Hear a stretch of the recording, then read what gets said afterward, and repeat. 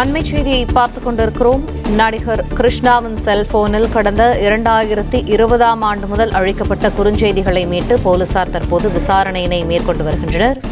நடிகர் கிருஷ்ணா தனது நண்பர்கள் வட்டாரத்தில் ஒரு சிலரிடம் கோட் வேர்டில் தகவல் பரிமாற்றங்கள் இருந்துள்ளதாகவும் தகவல் கிடைக்கப்பட்டிருக்கிறது. கோட் வேர்டில் பரிமாற்றப்பட்ட தகவல்களின் அர்த்தம் என்ன என்றும் போதைப் பொருள் தொடர்புடையதா என்றும் கேட்டு தற்போது விசாரணையானது நடைபெற்று வருகிறது. இது தொடர்பான அண்மை செய்தியை பார்த்துக் கொண்டிருக்கிறோம். நடிகர் கிருஷ்ணாவின் செல்போனில் கடந்த 2020ஆம் ஆண்டு முதல் அழிக்கப்பட்ட குறுஞ்செய்திகளை மீட்டு தற்போது போலீசார் விசாரணை நடத்தி வருகின்றனர்.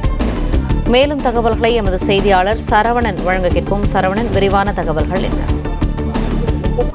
போதைப்பொருள் விவகாரத்துல நடிகர் கிருஷ்ணாவிடம் 2வது நாளாக நடத்தப்பட்டு வரக்கூடிய இந்த விசாரணையில இவருக்கு இந்த விவகாரத்துல தொடர்பு இருக்கிறதா? ஏற்கனவே கைது செய்யப்பட்டவர்கள் கொடுத்த வாக்குமூலம் நடிகர் ஸ்ரீகாந்த், அதே போன்று பிரசாத் மற்றும் இந்த வழக்கில் கைது செய்யப்பட்ட பிரதீப், இந்த போதைப் பொருளை சப்ளை செய்த நபர், இவர்கள் கொடுத்த வாக்குமூலத்தின் அடிப்படையில் தான் நடிகர் கிருஷ்ணாவுக்கு தொடர்பு இருக்கிறது என்று காவல்துறை இவரை சம்மன் அனுப்பி வரவழைத்து 2வது நாளாக விசாரிக்கிறார்கள்.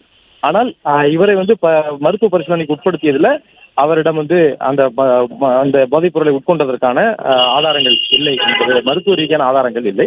அதே வேளையில் அவருடைய பண பரிவர்த்தனைகள் குறித்த எல்லாம் சில விவகாரங்களை பரிவர்த்தனைகளை கைப்பற்றி தொடர்ந்து விசாரணை நடத்தி வருகிறார்கள்.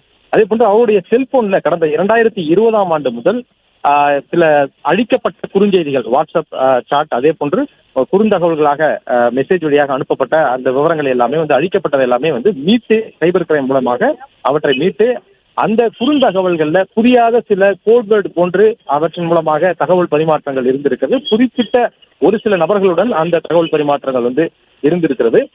எனவே அந்த குறிப்பிட்ட அந்த விவரங்களுக்கு என்ன, அந்த தகவல் பரிமாற்றங்களுக்கான அர்த்தம் என்ன என்பது குறித்து போலீசார் கிருஷ்ணாவிடம் விசாரிக்கிறார்கள். அது மட்டும் இல்லாமல் யாருக்கு அனுப்பினாரோ கிருஷ்ணா, அந்த நபர்கள் அவருடைய நண்பர்களை நேரில் சென்று பார்த்து அவர்களிடமும் விசாரணை நடத்தப்பட்டு வருவதாக போலீசார் தரப்புல தெரிவித்துள்ளனர்.